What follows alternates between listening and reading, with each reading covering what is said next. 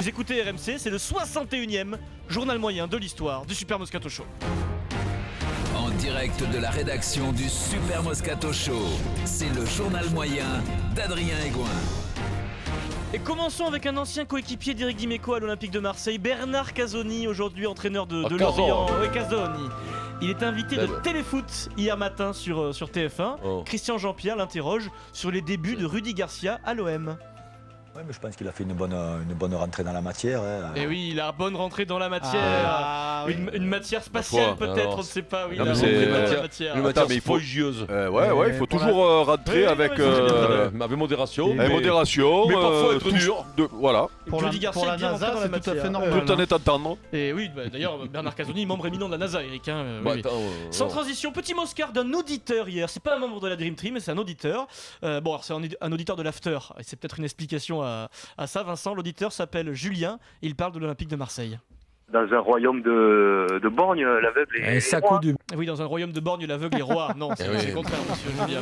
Ça, c'est les mecs de l'After, c'est les auditeurs de l'After, attention. Là. Il y a une dispense, il y a une explication. On attaque le coteau, là. Sans transition, direction le Stade de France. Le Stade de France où nous retrouvons nos deux comiques, les Chevaliers de France TV. Le duo Mathieu Lartaud, Fabien Galtier a frappé très fort samedi sur France 2 au commentaire de France-Australie. Yes. Galtier ouvre le bal à 20h52, juste avant le coup d'envoi. Et je pense, les gars et les filles, qu'il s'adresse directement au Super Moscato Show. Il rend hommage à un absent. Ce qui nous permet d'avoir une petite pensée pour François Trenduc quand même, qui nous a quittés. Et oui, il nous a quittés, il est là-haut avec Coluche. Je pense que c'est un club d'œil au Super Moscato Show, Fabien, c'est un coquinou. Et là, le Lartaud Comedy Club se met en route et personne ne va pouvoir l'arrêter. Et d'ailleurs, c'est normal pour des Wallabies, hein, ils ont l'art du rebond. Oui, Mathieu, bon début, là, les Wallabies, l'art du rebond. Non, mais c'est classe. Non, c'est moyen. Non, c'est classe. Les Wallabies, ils ont l'art du bon. Du rebond. Oui, mais du rebond, on passe le ballon, le machin. Mais non, mais c'est là où il y a la subtilité. Super. Ah, Mathieu, un petit mot sur ce troisième ligne australien, Mathieu. Il est servi là à l'intérieur, il est tombé sur Pocock. Toujours avoir un Pocock en stock. Hein, et oui, toujours avoir un Pocock en stock. Il est bon quand même. Et puis ma préférée de la soirée, il s'exprime sur un très bon pilier. 84 sélections pour James Slipper qui n'a pas le dauphin en plus, hein, donc il est costaud en mêlée. Slipper le dauphin. Ça c'est très très beau. Voilà. Mathieu Lartaud, mon idole. Mais tu sais quoi? Moi je pense que ça.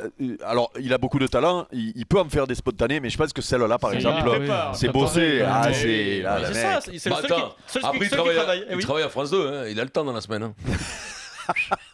Ailleurs, entre deux ménages, crac, il écrit des vannes. Attention là, quand même une belle école de feignasse. Allez, vas-y mon petit. Le meilleur reste à venir. Mi-temps du match sur France 2, c'est l'heure de la météo. Météo présentée par Anaïs Baydemir. Tout se passe bien, elle est en train de conclure sa météo, elle s'apprête à rendre l'antenne. Et avec beaucoup de précipitations. Vous l'avez compris, le Stade de France dans quelques instants, la seconde mi-temps, un ciel qui restera couvert. Et là, elle est interrompue, quelqu'un prend sa place, la vire carrément, écoutez. Incident. Une température d'environ 8 degrés.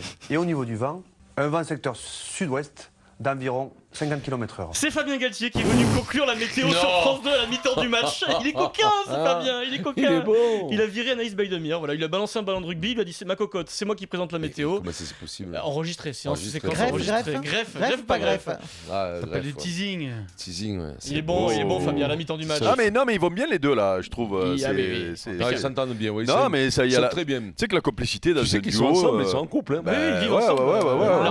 C'est pas cette semaine qu'il y a le gala des artistes justement là, tu sais, le truc annuel. Et la bonne nouvelle, c'est qu'on les voit jamais en pied parce que sinon on saurait qui est à genoux. La grande classe. Oh mais c'est drôle ça, Eric. Oui. Ça fait quand même beaucoup depuis 16h. Ça commence à faire. Ça fait beaucoup, tu trouves, Maryse? Ok, bah alors on arrête. C'est toi qui nous dis que c'est trop, Maryse. C'est beaucoup, mais c'est pas insupportable, Eric. C'est pas insupportable. Moi, je suis pas encore. Sans transition, messieurs, dames, c'était le retour de la Ligue 1 ce week-end et j'ai trouvé le parano du week-end en Ligue 1. Et c'est curieux, c'est l'entraîneur du FC Nantes, Vincent, René Girard. Son équipe vient de s'incliner au Parc des Princes face au Paris Saint-Germain, 2-0. René, vous avez revu les images du pénalty sifflé contre votre équipe ? quand je le revois, je suis pas sûr que si c'est nous qui tombons dans la surface parisienne, il y ait pénalty. Mais Et bon. oui. Et oui, si l'arbitre s'est dit si un Nantais tombe de la même façon, je ne sifflerai pas pénalty. Parce que tout le monde veut que Nantes descende en Ligue 2. C'est bien connu. 5ème colonne, Vincent. Mais c'est la 5ème colonne. C'est le grand complot. Mais c'est le complot, quoi. Tu vois, c'est après, Adrien, tu sais très bien que c'est quand même plus difficile de siffler le penalty pour une Bien équipe sûr, que pour une grosse équipe. Plus difficile. On en a tous. Mais non, c'est pas une question de complot. C'est comme ça. Tu regarderas toutes les équipes qui sont en tête de. Sauf Lyon, qui n'est jamais aidé par les arbitres, nous dit Jean-Michel Aulas. Oui, aussi. Lyon, moi je l'ai connu. Ça fait beaucoup qui sont jamais aidés par les arbitres. Lyon, Marseille, Nantes, Lorient. Eric, il y en a quand même beaucoup qui souffrent de l'arbitrage. Sans transition, Ligue 2. Oui, j'ai bien dit Ligue 2 pour l'instant zen. Le président du FC Tours, Jean-Marc Ettori, rien à voir avec Jean-Luc, Vincent, Jean-Marc Ettori, s'est mis au yoga.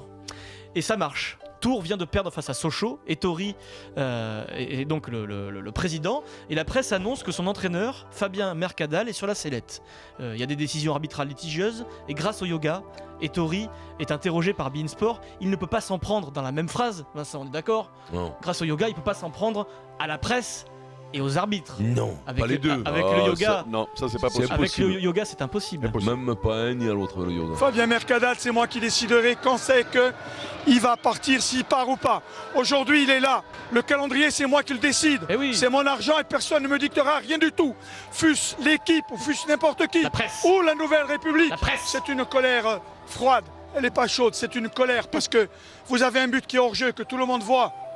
Vous avez eu des décisions qui ont été extraordinaires. On a des jaunes, on ne comprend pas. Nous avons des arbitres médiocres. Je vais me prendre un rapport, on va me suspendre, c'est pas grave.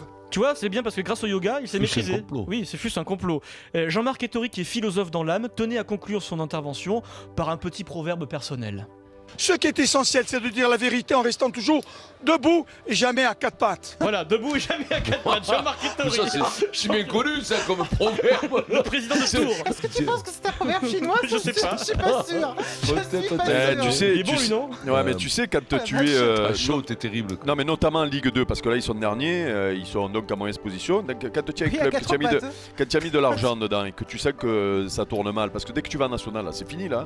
Ton club, il vaut zéro. T'imagines l'influence du journal La Nouvelle République sur un club comme Tours, c'est incroyable. Mais après, tu dis n'importe quoi parce que tu veux Adrien, nous on fait des raisonnements là, et quand tu as mis les sous, c'est pas pareil. Hein. Et puis pour conclure, petite saucisse politique hier dans la soirée des primaires sur BFM TV. Notre collègue Anna Cabana, rédactrice en chef au journal du dimanche, quelqu'un de très sérieux, elle parle de Nathalie Kosciusko-Morizet et elle utilise une expression sportive. Nathalie Kosciusko-Morizet qui arrive devant Bruno Le Maire, qui arrive donc à quatrième place sur le podium. Donc... Oui, donc 4e place sur le podium, c'est pas possible, Madame Cabana. Sur le podium, il y a 3 places. C'est comme ça. Quand les journalistes politiques veulent parler de sport, il peut en avoir 5 ou 6. Parce que c'est comme ça que ça marche, d'accord. Ils s'arrachent entre eux. Mais c'est même pas ça, même quand ils ont perdu, ils disent qu'ils ont gagné. Donc politique, tu as toujours gagné. Donc LKM est sur le podium. Tu penses qu'il a gagné, Coupé? Je sais pas. Tu sais quoi? Il n'a pas gagné beaucoup quand même. Hier soir, j'avais une pensée pour Valérie Pécresse.